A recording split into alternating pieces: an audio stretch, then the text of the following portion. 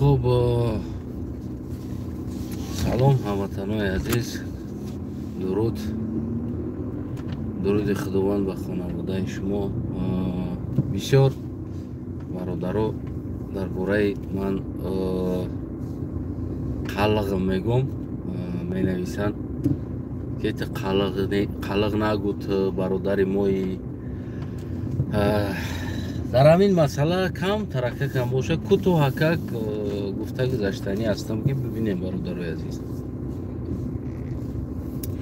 اگر ما در امریکا زندگی کنم، یعنی که در امریکا ما امریکانس شده نمیتونم، ما قلق میمونم. برای چی؟ برای که ملت ما قلق است. اگر ما در اروپا هم زندگی کنم ما قلقم، نه نیمز شده میتونم، نه پولیک شده میتونم، نه دیگر چیز دیگر. گرچه ما در تاجیکستان هم زندگی کنم، ما فرزند و سرزمین هستم، اما ملتم قلق است. یعنی قلق گفتن ما این معنای او را نداره که من نه تاجیکستانی نیستم یا که جدا کنم خدمت از شما. البته که اگر ما جدا میکردم، یعنی برابر شما، بگیم نه کمتر از شما بلکه زیادتر، بگیم در این صف ایستادم برای این وطن، برای این سرزمین، برای هر ملتی که در این سرزمین هست، برای او بگیم که یعنی رزبار دارم، جان فدایی. برای همو این یگان ناتسیستی نیست، تنها ملتم قلق است و من نمیتونم در تاجیکستان زندگی کنم و بگم که نه من قلق نیستم دیگر. من در دنیا بد میدیدگی چیزم انسانی هست که گویم ملت خودش میفروشه. بعضی ها تقلید میکنن با دیگر ملت ها، بعضی ها تقلید میکنن با بگیم ملت هایی که قدرت دارن یا که نمیدونم شجاعت دارن، میخیزن خودشون با همون ملت ها تقلید میکنن. بعضا همین روز یک نوارم دیدم، یک دختر تاجیک میگه که مرا میپرسن از کجا هستی، میگم از روسیه. یعنی که تاجیک گفتن در تاجیکستان گفتن در خدمت شرم میدارم. نه، ما شرم نمیدارم برادر عزیز، این ملت ما هست و البته که من فخر میکنم قلق هستم و فخر میکنم تاجیکستانی هستم. برای همو کدامی که از ملت خودش شرم میکنه، کدامی که برای پول مال چیز، برای نمیدونم نام، برای منصب، در تاجیکستان ما زیاد هستند انسانایی که میروند ملت خودشون بگیم که تاجیک میگذرونن خاطری که منصب بگیرن. البته او برای یک چیز به دست آوردن یک چیزش میفروشه، یعنی که برای منصب به دست آوردن و البته چیکار میکنه؟ ملتش میفروشه. و انسانی که چیزش میفروشه، یعنی که ملتش میفروشه برای یک منصب، از او انسان دیگر چیز انتظار شدن ناممکن است. یعنی از او خیلی انسان ها عموما چیز دیگر انتظار نشین، برای که او اوج برای منصب ملت خودش فروخت. میدونی نمیره؟ او برای منصب ملت فروخت، علیش کرد تو که خاطری که منصب بگیره. شما از او بود چیز انتظار میشه؟ مثلا رمضان رحمزاده، سیمومی یتیم و در تاجیکستان ما بسیار انسان هایی هستند که خاطری در کار کنن در یکان منصب و میرون ملت شونا بگیم که تاجیک میکنن میاد و بدونه که پریداتل است و تمام از او انتظاری کردن یکان چیز و چیزی که او باته او انسان ملتی خودش سخرانید نکرد برای منصب. شما فکر میکنید که فردا چیزی دیگر شوه، یک تغییرات دیگر شوه، او شما را سخرانید میکنه، یعنی شما را احترام میکنه، در حالت که او ملت چه احترام کردگی نیست، ملت خودش. برای همین من راستی بیشتر қалығым мегум гап мезанам. Сабабиш ки ҳамун инсонҳое ки предател ҳастанд, инсонҳое ки имрӯз сари вазифаи давлатии мода бисёр предатело ҳастанд. Барои чӣ? Барои инсонҳое ки падарои хичона фурӯхтан, алиш кардан. Масалан Имом Али, падари хича алиш кард, бигем дигарош алиш кардан ва ғайраҳо. Ино инсонҳое ҳастанд ки барои сари шумо да, барои сари Тоҷикистон да бимонанд, шуморо фреб мекунанд.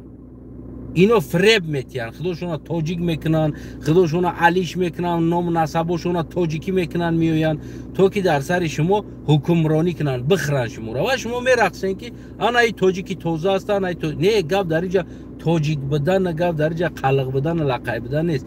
Гап дар инҷа ти асли та нишон додан аст. Ки ҳасти ту? Ман қалиғам.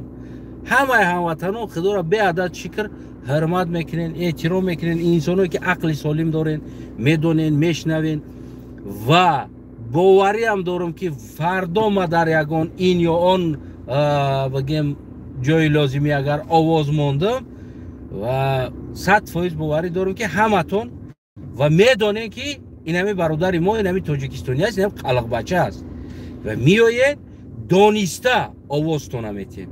یعنی که فند فریب قد که ما خدمت بخیزم ما توجیک و تام توجیکه و چم توجیکه بابام توجیکه مامام توجیکه داکومنتم تاریخم ایواز کردم نه ما قلقم فرزندی توجیکستان هستم و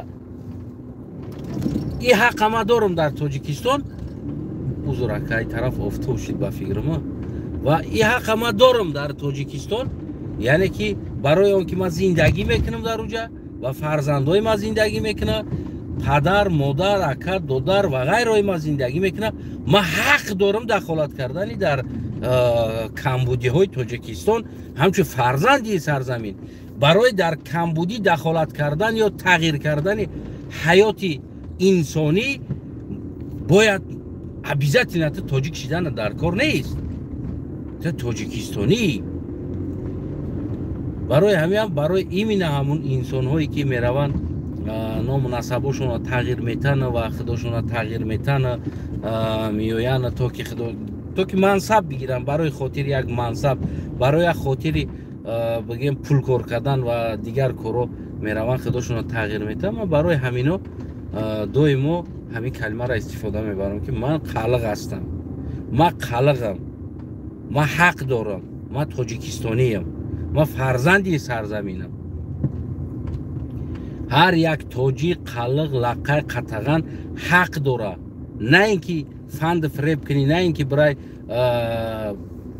نام فامیلیت نسب تا یا ملت تا علیش کنی بیای در اینجا تو که تا حق داشته باشی توجیک باشی باید تا حق داشته باشی در اونجا بگیم که تغییر دادن نمیدونی این اون چیزو برای ما وطنوی هستم اینجا یگان جای چیز نیست که بگیم که تو خالق نگو تو برادری مویم ما وقت خالق هم باشیم برادر شماییم نه لقای هم باشیم برادر شماییم و لقای هم برادری ما است خالق هم برادری ما است توجیک هم برادری ما است بگیم لولی تبار هم برادری ما است هر یک از انسانی که در تاجیکستان ما هستن و بگیم که برادری ما شما هستن برای همو نباید ما در این کار بگیم که یک از ملت چه بگیم که نیتی نگو تخت جدا نکن من جدا نمیکنم من هیچ وقت جدا نمیکنم من اگر جدا میکردم دخالت نمیکردم میرفتم من پای زندگیم میگشتم میگفتم من چیکار دارم 100% در همون قزاقستان هم در همون روسیه هم همین قدر اینم که کار میکردم هم زندگی میکردم یگان مشکلی نداشتم اما انمی دخالت کردن ما است که این معنی امر میته که ما یعنی که من خدمت از شما جدا کردگی نیستم نباید فقط بگیم پیش در یک تاجیک بدوزیم یک تاجیک باشه ملت شورا پیش بدوزیم ها قربانیش کنیم پیش بدوزیم و غیره کارش کنیم هر یک تاجیکستانی حق داره که مبارزه ش بره برای ما هموطنان عزیز اصلا در اینجا بگیم که این معنای جدایی یا که نمیدونم انا ما خلقم زورم شما تاجیکان نزوره نه یا که نمیدونم لقای نزور است لولی تبار نزور است یعنی این معنا را نداره تنها من این کلمه را استفاده میبرم که پریداتلوی من شوم میدیدگی چیزم انسانایی که همون ملت چالیش میکنن برای منصب و بازم تکرارا میگم که انسانی که برای منصب ملت فروخت باز یک منصب دیگه بیا که او شما را میفروشه، شما ملت هم میفروشه. او همین خیلی آدم هستن. برای ما اگر برادر، دوست، هموطن و هر حالت ده مرا پدیشکه کردنی باشین، بدونین که ما فرزند اینمو سرزمین مثل شما فرزند اینمو سرزمین ملتم خلق است، یک خلق بچه. یگان مشکلی ندارم، با یگان چیز مشکلی ندارم. نه با دیگرید تنها میخوام تاجیکستان آباد شود و همون فهمیشه که من دارم میخوام استفاده برم. عادی ترین چیز کدامی که اگر پال با 5 الا میخونه، الا یعنی سرخ، پچتای سرخ خطی میخونه، خدمت نمیروه. نگاه کنین علم چقدر بالا میروه. همه جوان کوشش میکنه برای خدمت نرفتن که بخونه، اتلیچ نبخونه. اوجه بگیم که یک اتاب ده اوجه میتونی که علم تغییر بدی. عادی چیز است، یگان مشکلی نداره. فقط بگو کدامی که نیتم پال اتلیچنیک میخونه کو، همون پال 5 خطی میخونه اتلیچنیک است، автомати و این بلیت میگیره و اگان اینستیتوت داخل میشوه، دانش میخونه، او خدمت نمیروه.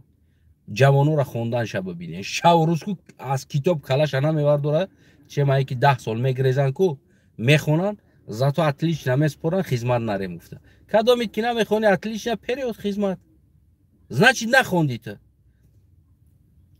بسیار چیزایی هست که مثل بیزنس است، تجارت است. میدونین در مغازین میرای مثال عادی ترین چیز، اگر دو تا چیز بخری اوجه 30% سکیتکا یا 25% سکیتکا میشه. نه خیلی بگیم مغازین ترگوی و پسیخیچسکی انسانو قطعی بازی میکنه.